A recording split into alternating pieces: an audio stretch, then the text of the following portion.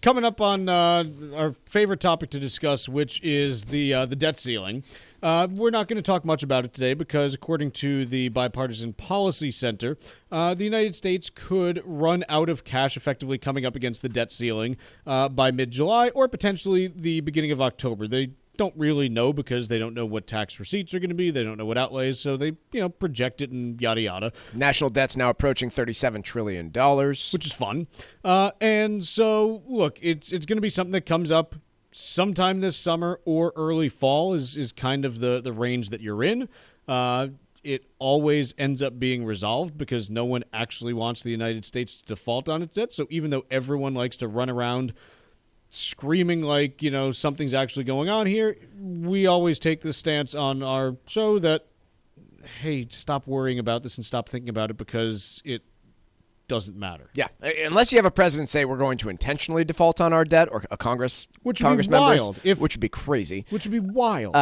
Then I'm not going to take this seriously. Scott Bessent wrote recently, I respectfully urge Congress to act promptly to protect the full faith and credit of the United States, which are pretty much the exact same words you hear from every single Treasury Secretary whenever this comes up. So I, too, have confidence that it will get resolved because it is dumbest way to manage a budget ever. Hey, we're going to approve a bunch of spending, and then we're going to have a cap that exists after the fact. Here's what it is. Let's say that you took out a mortgage, Mike, and the bank lent you the money because they said, hey, we trust that you're going to be able to pay this back.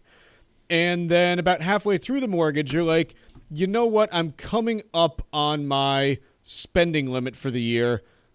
I don't think I can pay this back right now. I'm going to get to it later.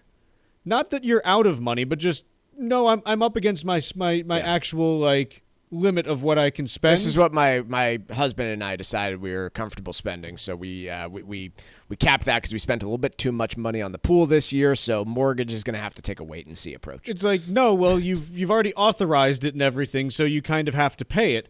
That's basically what this is. Correct. If you want to have a conversation about, hey, should we have, taken out such a big mortgage or should we downsize the house? Those are realistic conversations to have. You don't just stop paying the mortgage halfway through because then no one will ever lend to you ever again. Yes.